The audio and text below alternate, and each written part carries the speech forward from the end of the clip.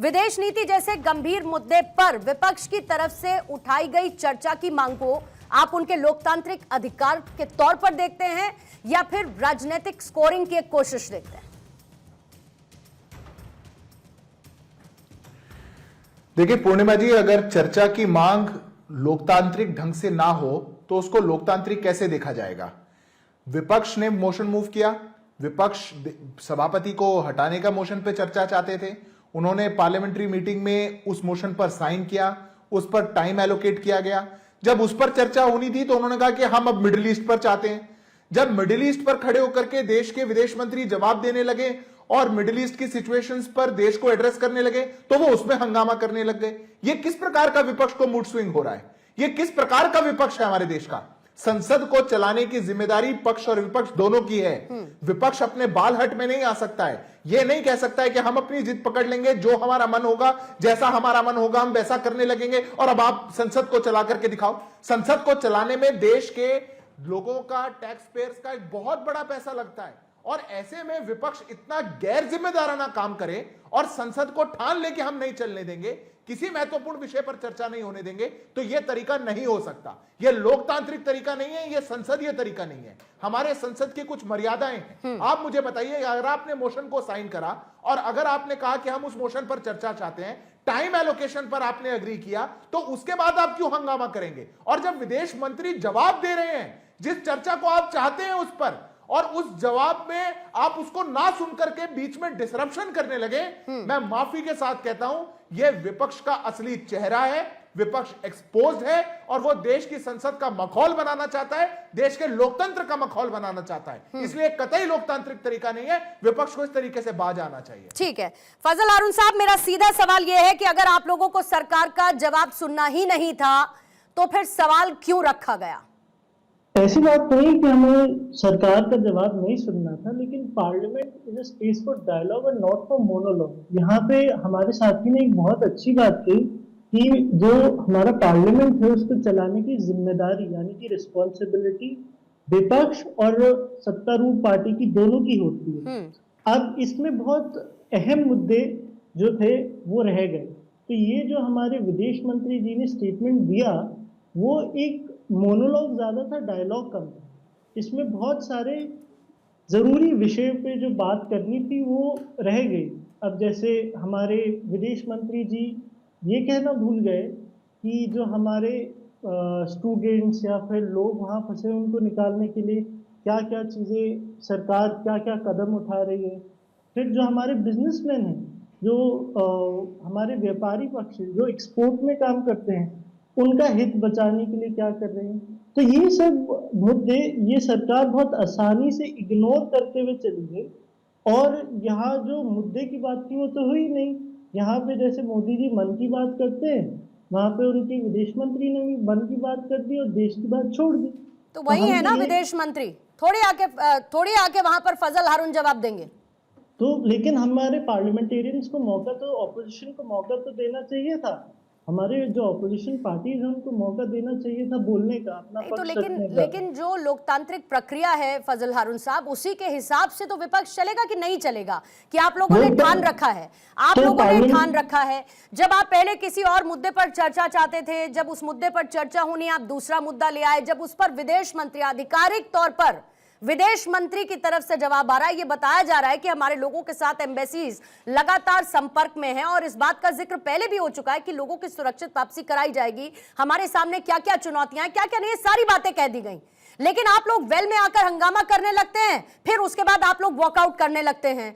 मतलब लोकसभा राज्यसभा में जहां चर्चा होनी चाहिए वहां चर्चा की बजाय सिर्फ और सिर्फ हंगामा देखने को मिलता है। बहुत दुखद बात है कि जो ऑपोजिशन का जो अपना रोल जो निभा रहा है उसको हंगामा कहा जाए। आप silencing of the opposition is equal to killing of democracy होता है। तो जब ऑपोजिशन अपना रोल निभा रहा है तो हमारे साथ ऑपोजिशन के साथ क्या होता है आप लोगों को पता है? जब पार्लियामेंट में हमारे ऑपोजिशन के लीडर्स बोलते हैं उनका mic. Rule of procedure Lok Sabha में 349 क्या होता है सर, और राज्यसभा में 255? लेकिन जो होता है क्या होता है मैम, जब ऑपोजिशन कुछ बोलने की कोशिश करता है, हारून साहब पहले मुझे ये बताइए कि ये क्या है rule of procedure Lok Sabha Rajya Sabha का 349 और 255 क्या होता है? लेकिन मैम जब एक मिनट मेरी बात तो कंप्लीट कंप्लीट नहीं, मैं आपसे पूछ रही हूँ, आप ही को देना है जवाब, मैं थोड़ी दूंगी। आप बताइए ये क्या होता है। मैम मैं ये आपसे कहना चाह रहा हूँ कि जब ऑपोजिशन का रोल निभाना है उसको मैं डिस्कशन आपसे में क्या पूछ रही हूँ हारून साहब, रूल ऑफ प्रोसीजर लोकसभा में 349, राज्यसभा में 255 क्या होता है? मैम आप मेरी बात कंप्लीट करने दें तो फिर मैं बता आप दूं। मेरे सवाल का जवाब दे दीजिए, फिर उसके बाद आगे आप कंटिन्यू करिएगा, मैं आपको काउंटर भी नहीं करूंगी। मैम ऐसे मैं एक बात अपनी रख लूं कि हमारे ऑपोजिशन के साथ आज क्या हो रहा है ये पूरे देश को जानने का हक है। आप सवाल पूछें लेकिन मेरी बात तो कंप्लीट करने दो।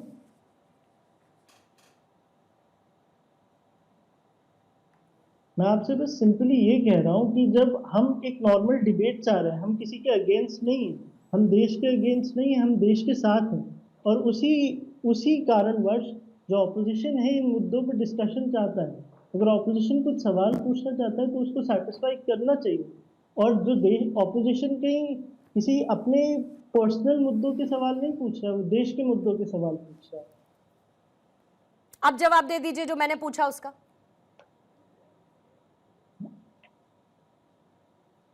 चलिए, आई पास ऑन, ठीक है, मैं इससे आगे बढ़ जाती हूँ, कोई दिक्कत नहीं। आपकी बात सुनने के बाद भी आप मेरी बात का जवाब नहीं दे पाए हैं। कपिल श्रीवास्तव साहब, आपके पास मैं आ जाती हूँ, और बार बार वही डिमांड पहले रखना, फिर उसके बाद हंगामा, फिर उसके बाद स्थगन की तरफ आगे बढ़ना। विदेश नीति जिसमें सरकार का संतुलन साफ तौर पर नजर आता है, अलग अलग सेक्टर्स में दिखता है, उसके बावजूद विपक्ष उसे मानने के लिए तैयार नहीं है। विपक्ष अपनी मर्जी से जब मन चाहे जिस पर चर्चा चाहता है, चाहे लोकतांत्रिक प्रक्रिया जो भी हो या रूल ऑफ प्रोसीजर जो भी हो, उससे इतर आप लोग अपनी मांग के मुताबिक चर्चा चाहते हैं, लेकिन नियमों के हिसाब से नहीं चलना चाहते। और जब आपके मन मुताबिक नहीं होता तो सदन से वॉकआउट करना, वेल में आकर हंगामा करना, मुझे नहीं लगता ना ये आपको कुछ फ्रूटफुल दे पा रहा होगा और ना इस देश को कुछ फ्रूटफुल दे पा रहा होगा। पूर्णिमा जी, आपकी बात को हम उलट देते हैं। ये सारे हंगामे और ये नियम कानून जो संसदीय कार्य मंत्री पहले बैठक करके हम लोग के साथ तय करते हैं, वहां जाके बदल क्यों जाते हैं? ये सिद्धार्थ जी को बताना चाहिए। जिन रूल रेगुलेशंस की बात आप लोकसभा में और राज्यसभा के अंदर कह रही हैं, उसी के साथ साथ 288 भी है, जरा पढ़ लीजिए उसे। और मैं एक बात आपको ये कहना चाह रहा हूं कि अगर हमारा कोई मोशन मूव है, लेकिन उससे वो तो पहले में ही वो मूव कर दिया था हम लोगों ने, जो फर्स्ट सेशन चला था बजट का। सेकंड सेशन में ये गल्फ का युद्ध जो है, ये तो नहीं आया था उस समय मिडिल ईस्ट की जो समस्याएं हैं।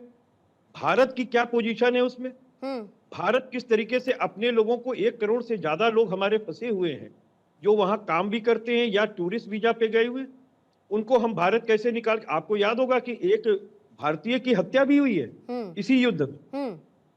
तो भारत उस पे क्या अवेयरनेस रखता है? हम ये कह रहे हैं कि संसद बयान देने की चीज नहीं है। अच्छा। संसद स्टेटमेंट देने की चीज नहीं है, चर्चा करनी है। आपसे जो हम प्रश्न करें आप उसका उत्तर दीजिए, और फिर उस पर जो जवाबुल जवाब होगा वो होगा आपकी तरफ से। तो मैं तो एक बात ये कह रहा हूं पूर्णिमा जी, जो स्वस्थ लोकतंत्र की परंपरा है, आज जरूरी क्या है? ओम बिरला को हटाया जाना जरूरी है कि देश की विदेश नीति हमारी क्या चल रही है? अगर कोई कमियां हैं तो विपक्ष उकेरे, सरकार उसमें संशोधन करे, हम सब मिल बैठ कर के इस बात की चर्चा करें कि कैसे इकोनॉमी पे जो हमारे प्रभाव पड़ने वाला है इस युद्ध का, हम कैसे निकलेंगे।